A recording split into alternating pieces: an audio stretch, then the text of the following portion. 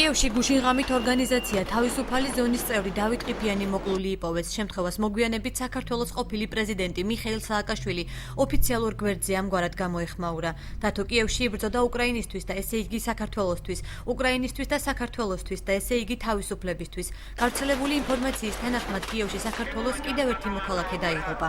სალამოს მისვახოველმა Аз მეუღლე და ხალხის მილიტარიობდა მაიდანის ყველა პირველი იყო მაიდანზე. ძალიან აქტიური ბიჭი იყო და სულ ნახაზე იყო. კიევში დაახლოებით 100-მდე მოქალაქეა მოკლული და ასობით დაჭრილი. ბოლო პერიოდში მომიტინგეების წინააღმდეგ სახელმწიფო შეიარაღებულ პირებსა და სნაიპერებს იყენებდა. თუმცა მაცნესთან საუბრისას უკრაინის მოქალაქე არ გამორიცხავს, რომ ნიღბიანი სპეცრაზმელების შესაძლოა რუსეთს გამოეგზავნა. იმ სისტემამ და ხელისუფლებამ, რომელიც ამ დრომდე ძალაუფლებას ინარჩუნებს, თავისი თავი ამოწურა. პრეზიდენტმა, რომელმაც სისხლისღვრა დაუშვა, დაუყოვნებლივ უნდა დატოვოს თანამდებობა. მიჭირს იმის დაჯერება, რომ ჩვენმა თანამემამულეებმა უკრაინელ ხალხს ცეცხლი გაუხსნეს. ფიქრობ, რუსეთი ამგვარად ძალაუფლების შენარჩუნებას ცდილობს. უკრაინის მხარდასაჭერი აქცია დღეს უკრაინის საკონსულოს წინ ბათუმელებმაც გამართეს.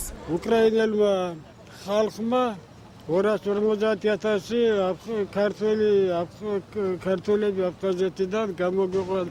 ამიტომ მე როგორც კიდევ უკვე ხანდაზმული ხმიერი გავიგე ეს ამბავი, აქ დავდიოდი ელსთან შესახვედრად და ვერ მოხერხდა და დღეს რო გავიგე მოვედი მთელი დღე აქ ვარ. უკრაინის პრეზიდენტ ვიქტორ იანუკოვიჩისა და ოპოზიციის ლიდერების მიერ კრიზისის დარეგულირების შესახებ შეთანხმების ხელმოწერის შემდეგ უკრაინის უმაღლეს რადასთან შეკრებილმა ძალობანებმა ტერიტორია დატოვეს. ინფორმაციას უკრაინული მედია ავრცელებს.